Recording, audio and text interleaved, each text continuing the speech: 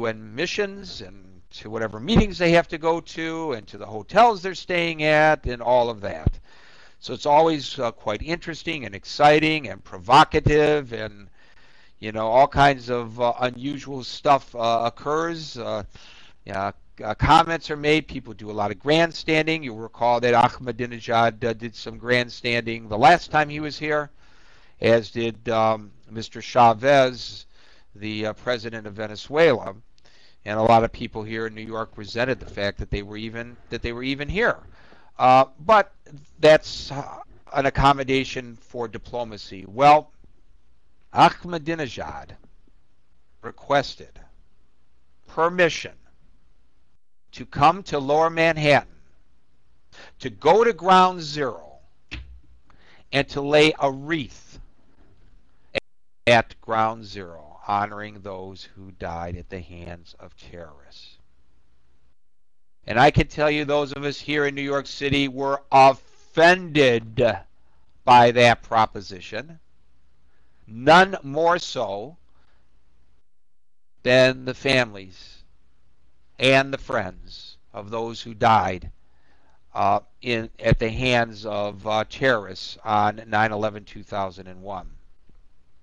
And to me, I felt that was a slap in the face of New York City, that this guy, who is a funder of terrorism, would want to come to Ground Zero. Some of the organizations that Ahmadinejad funds in the Middle East use that money to attack the state of Israel. And probably no one else in the world has a greater understanding, direct contact with the people who order those attacks on the state of Israel than our guest. Aaron Klein, who is the Jerusalem correspondent for WorldNet Daily, and who is also, I believe, a columnist for the Jerusalem Post, has written a book about his experiences, up close and personal, with the very terrorists that the rest of the world fears. And he kind of maybe puts a bit of a human face on them. Perhaps they really are just misguided men, real human beings. Perhaps, as Robin Hood's daughter suggested to him when he had opportunity to kill Captain Hook in the film Hook, these guys just need a mommy. I don't know. Well, here to tell us about his experiences with these guys, which it's an amazing journey that continues, is Aaron Klein. Aaron, welcome to News Talk Online on paltalk.com. Thank you for having me. No, it's our pleasure, and I know it's the middle of the night for you, and you should be sleeping, and we appreciate you taking this time to join us here and to talk to our worldwide audience. So as you came to the phone, I'm sure you heard my little rant, my little rave about Mr. Ahmadinejad. So maybe we could start with that. Your feelings specifically about his desire, rejected by the authorities here in New York City, to lay a wreath at Ground Zero. And more importantly, because obviously that's just a symbolic gesture, your feelings about his funding the people who you interview on a regular basis there in the Middle East. It's really ridiculous, not only that he would even ask to lay a wreath on the former area of Twin Towers, but that he's even allowed in New York. This is the man, Ahmadinejad, who is, I would say, the largest state sponsor of terrorism in the world today, supporting Hamas, Islamic Jihad, Hezbollah, in a military alliance with Syria, giving rockets and weapons to the enemies of Israel, and also supporting the insurgency against the troops, American troops in Iraq. It would almost be akin to Osama bin Laden coming into the United States and then asking to lay a wreath at the area where his fighters, as he calls them, brought the Twin Towers down. So I'm very offended, and even more so because I'm here in Israel and I talk on a regular basis with the enemies of the Jewish state, and they're funded, directed, and provided with weapons and training now, a lot of them, by the very man who is going to be coming to New York very soon. Well, as I said, you may not have heard that part of it. I understand it's the General Assembly, opening session of the General Assembly, and you almost have to allow all the world leaders, even your enemies, to enter. That's part of the agreement with the to allow the United Nations to be hosted here in New York City. But for him to do this kind of grandstanding, even to suggest it to those of us here on this side of the globe, we find it repulsive, and I'm glad to see that you find it equally repulsive there. So tell me how it is.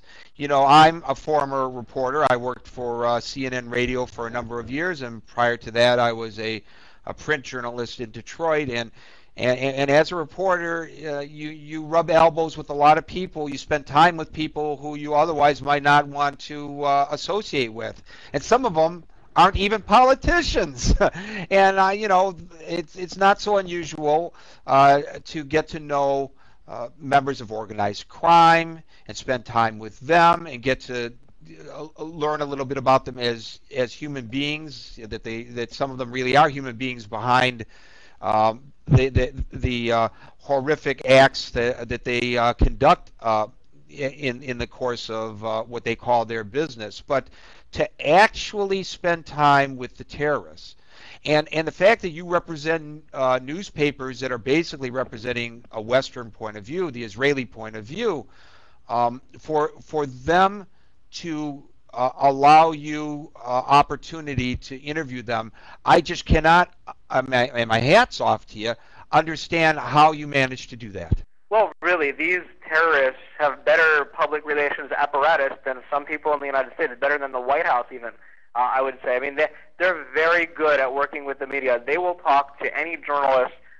Jewish, Christian, Catholic, because they believe that most of the journalists are at least give them a platform to spew their rhetoric. I'm not one of the reporters who give them a platform. But in general, they're very willing to work with any media. Still, it's obviously very dangerous to travel into the areas that I went to meet with these killers. And I would say that when I sat down with them, with all of them, that you don't see the person behind the jihad mask. These are really cold-blooded killers. A lot of them don't have an ounce of humanity in them. And I learned by talking with them, by meeting with them, by writing this book, Schmoozing with Terrorists, that there's no negotiating. They believe that negotiation is a sign of weakness. They believe that retreat means that they're winning. And so for them, maybe it's not for us, but for them, it's really a war to the finish.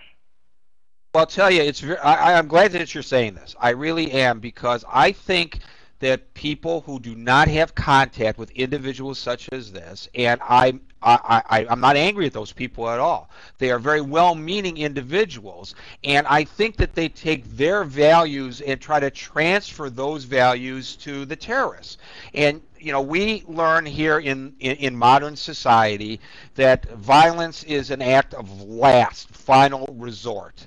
And you try to negotiate your disputes with individuals and groups, etc.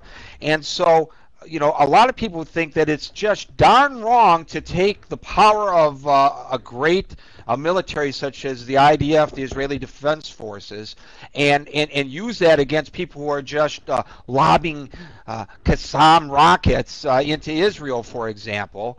And I don't think that they really understand who the hell. I don't think we understand. I don't even think I think I have some understanding of it, but I don't think even I and people like me have a full comprehension of who exactly it is that we're dealing with here.